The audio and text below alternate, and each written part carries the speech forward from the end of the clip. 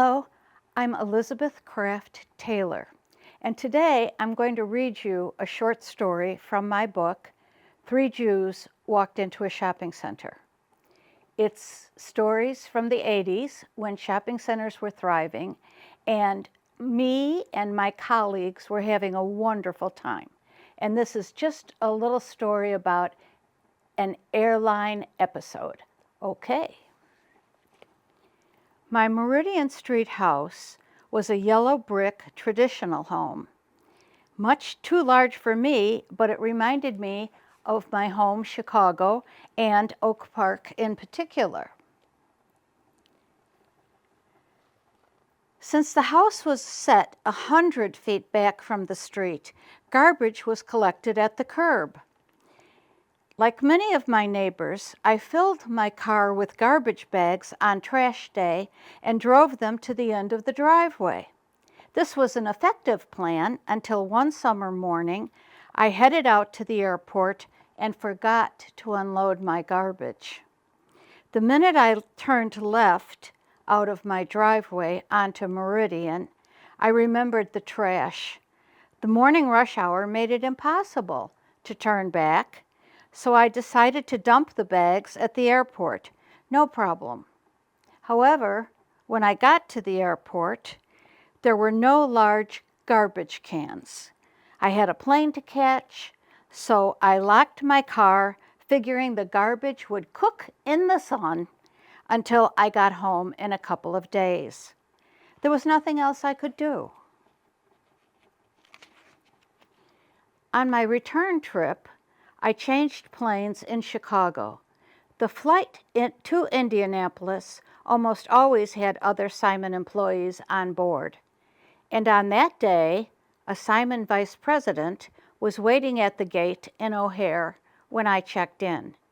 He was one of those well-groomed, beautifully tailored men who never ever looked as if he'd been dragged backwards through a zoning meeting or had been in 6 shopping centers in 2 days.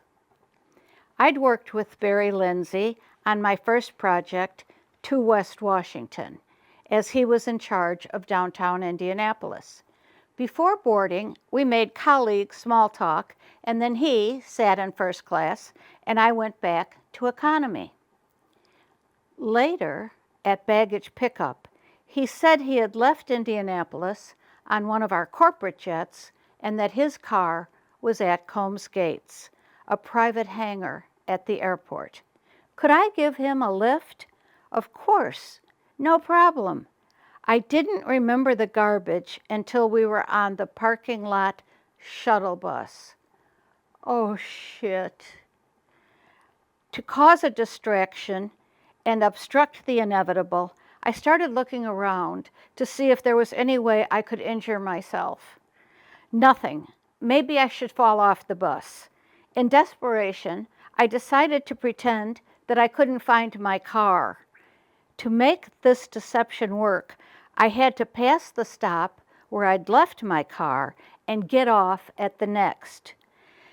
With Barry trailing, I wandered up and down rows of vehicles, carrying my suitcase, briefcase, and handbag, sweating and stopping to adjust my load.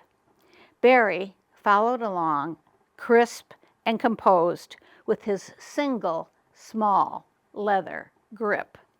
I mumbled something about not seeing my car. Well, it should be in this section, but it's not. Well, wait, it's got to be. Well, finally, I faced Barry and said, my car must have been stolen. I should call the police, and he should go get a cab. I said, really, just go. Barry started walking to the bus pickup and suddenly called out, Liz, here's your car. Everything's all right. I said, no, that wasn't my car. Yes, it is. Look. No, yeah, that's it. I pressed down on the key fob to unlock my door first. A heat wave rushed out, carrying a smell, a big smell, a noxious, stinking, smell. Barry was hit by it a moment later. His head rocked back. His eyes bulged. We both slipped into the car, neither one of us saying a word. I could see him holding his breath. My eyes were tearing from the heat and the stench. I drove as fast as I could to Combs Gate, where he jumped out, gasping for air. He never thanked me for the ride. So that's it, and thanks for letting me read to you. And the book is a collection of stories, like the one that I read to you. And the book is old, and so there's still some in the secondary sales on Amazon, and it's in your local library, both in Indianapolis and Carmel. Thanks. I really appreciated this. Mirror Indie.